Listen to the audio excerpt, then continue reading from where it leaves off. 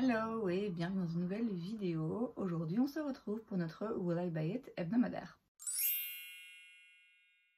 Comme chaque semaine donc je me rends sur différents comptes Instagram pour aller checker les dernières nouveautés, sorties, annonces en termes de make-up, skincare, beauté de manière générale et je vous donne mon avis. On commence comme à chaque fois avec la page de Trendmood. La première chose que je vois c'est la collection pour l'automne de chez Hermès. Alors j'aime pas trop cette tendance qu'ont les marques à annoncer les collections genre 6 mois à l'avance. Vous voyez, où on parle déjà d'automne, dans un mois on nous parle de Noël et en plein milieu de l'hiver on nous parlera de l'été.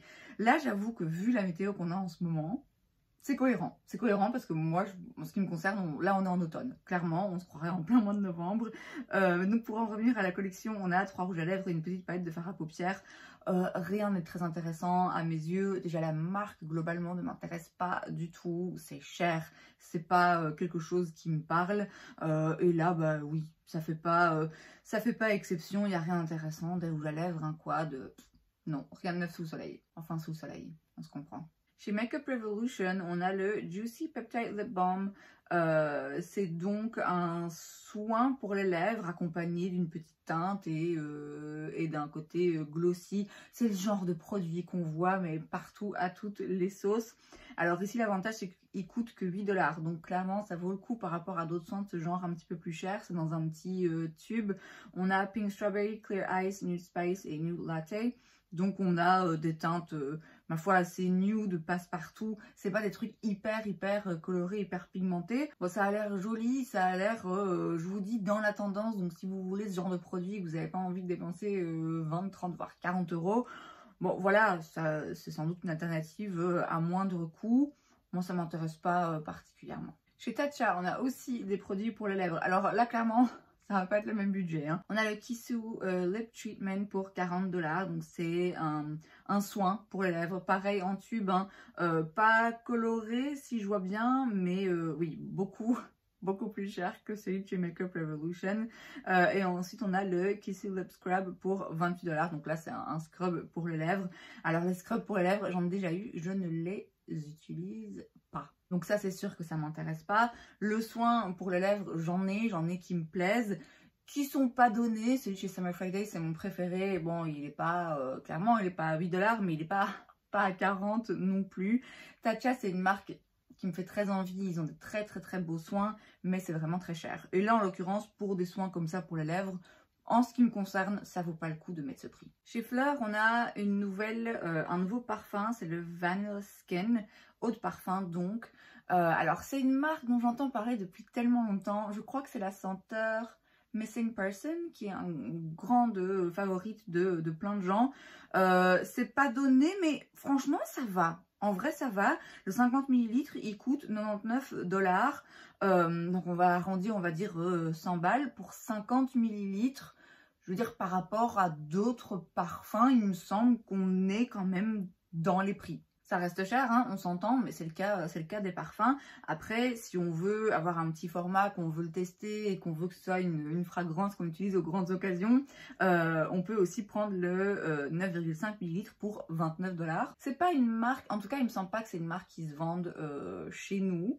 J'en parle parce que je sais qu'elle se vend chez Space NK.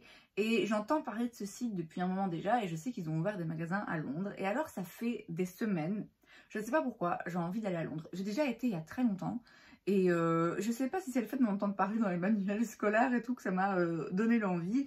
Et en plus de voir ce truc Space NK et en plus de voir passer apparemment il y a des pâtisseries et plein de trucs vegan à Londres. Bref, je vous parle de ça pour vous dire que j'ai envie d'aller à Londres et d'aller chez Space NK, que je me retiens parce que je ferai sûrement des dégâts, et que dans ce magasin, ils vendent la marque Fleur, pour laquelle je suis assez curieuse. Alors de base, des parfums j'en ai racheté un il n'y a pas longtemps, un de chez Ariana Grande, donc vraiment pas du tout le même budget, il coûte 40 €. Mais donc je suis pas forcément sur le marché pour acheter ce genre de parfum, mais je suis tellement curieuse de voir ce que ça sent, surtout l'odeur Missing Person. J'ai juste envie de savoir en fait.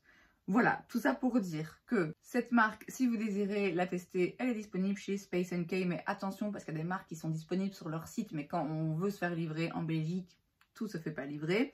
Et tout ça pour vous dire aussi que si vous avez testé ce parfum, enfin cette marque, le parfum Missing Person, s'il vous plaît, dites-moi.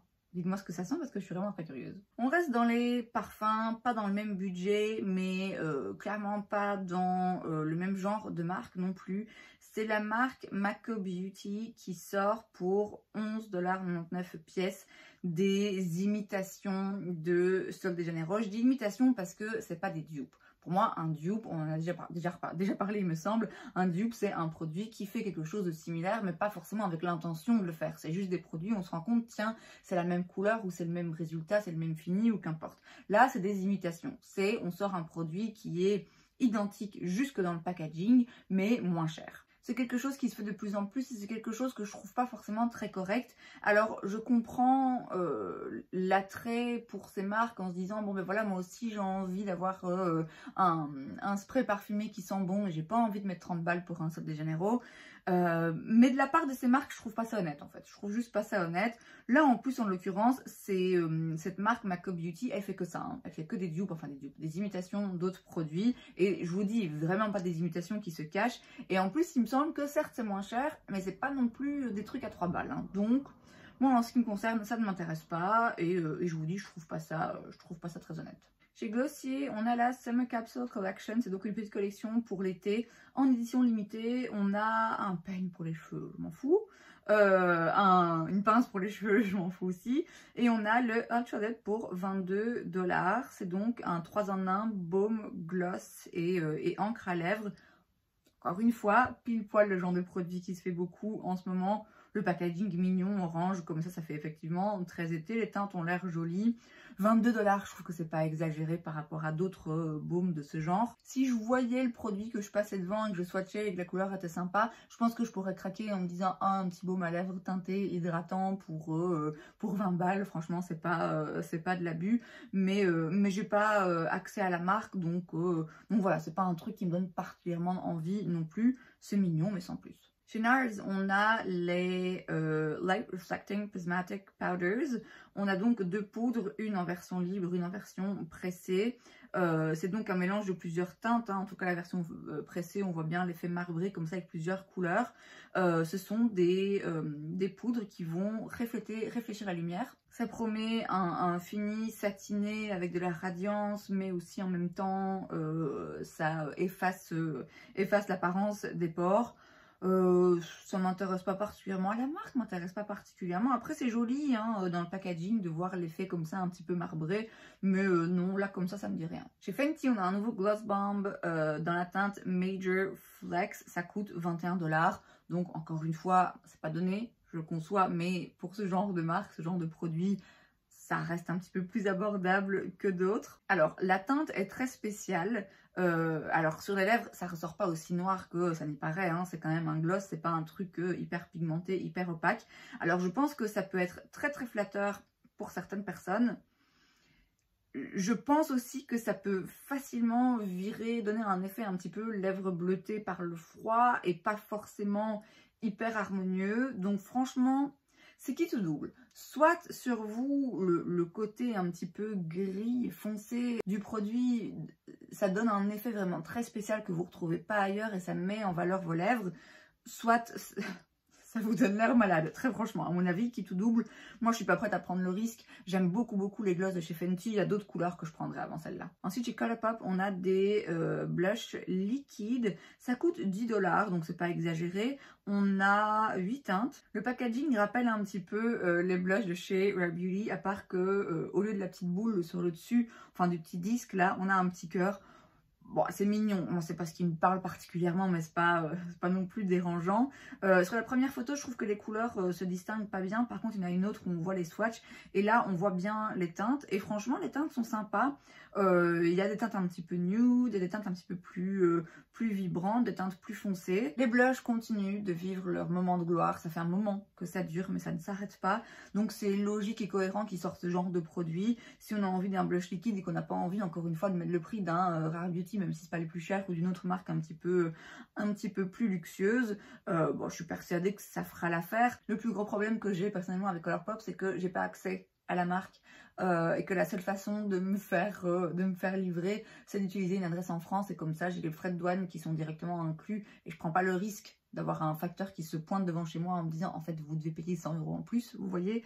Mais il y a quand même des frais de douane supplémentaires à payer, et ce que je trouve intéressant chez Colourpop, c'est l'offre, la diversité dans les teintes, dans les harmonies de couleurs dans les palettes, etc. et le prix. Or, quand on rajoute les frais de douane, bah, ça perd un petit peu de son attrait. Donc voilà, c'est le seul problème que j'ai avec la marque, c'est le fait que ce soit pas facilement accessible pour moi. Si c'était le cas, bon, je dis pas que le petit blush, peut-être que je le tenterais parce que c'est un blush et que c'est que 10 €, mais en l'occurrence là, je vais passer mon tour. On passe ensuite sur la page de Point Quick Vibes. Il n'y a vraiment pas grand chose, hein. Franchement, cette semaine, c'est un petit peu mort.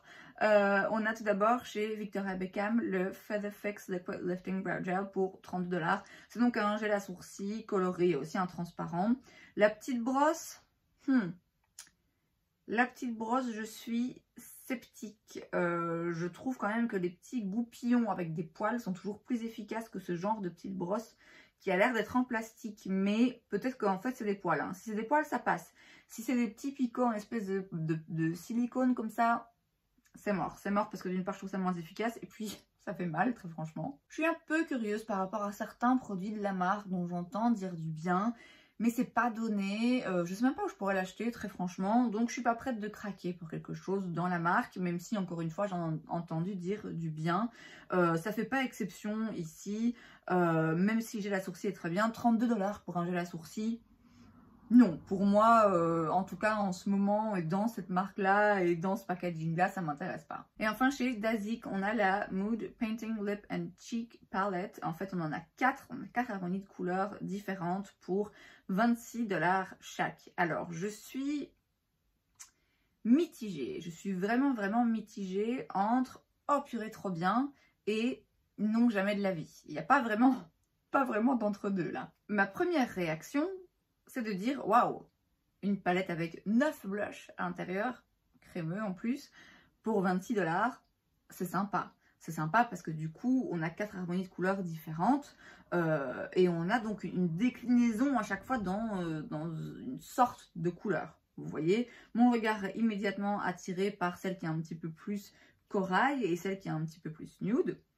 Ma deuxième pensée qui vient juste après, c'est qui a besoin de 9 blushs aussi similaires? Alors, je sais, moi apparemment j'en ai besoin puisque mon tiroir de blush est rempli à ras-bord et que je continue à en acheter encore et encore et encore, alors que, bon, clairement à un moment donné, j'ai des nuances de blush où la différence vraiment se joue à pas grand chose. Donc je suis mal placée pour juger, vous comprenez, c'est même pas un jugement d'ailleurs, mais avoir dans une même palette 9 blushs qui sont quand même assez similaires. Il y a des différences, hein, et chaque blush est différent, évidemment.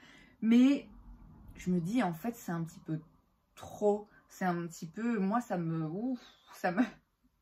m'étouffe un peu, en fait, d'avoir autant de choix. Je trouve que parfois, trop de choix tue le choix. Encore une fois, j'ai conscience de ce que je suis en train de dire alors que mes tiroirs sont remplis de make-up. Mais là, c'est le fait que ce soit une palette avec vraiment le même produit en des déclinaisons d'une même teinte. Vous voyez, même si, encore une fois, là, si je prends l'exemple sur la nude, il y en a un brun très foncé, il y en a un plus clair, il y en a un petit peu plus rosé, il y en a un petit peu plus nude. Vous savez que moi, quoi qu'il arrive, les palettes de teint, c'est moins ce que j'aime.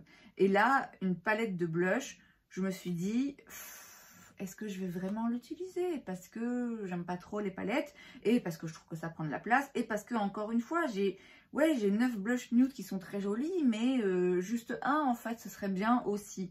Et puis, j'ai passé un petit peu, j'ai été regarder la galerie, et là, j'ai vu une photo un petit peu plus loin où on voit une main qui tient la palette, et en fait, elle est assez petite.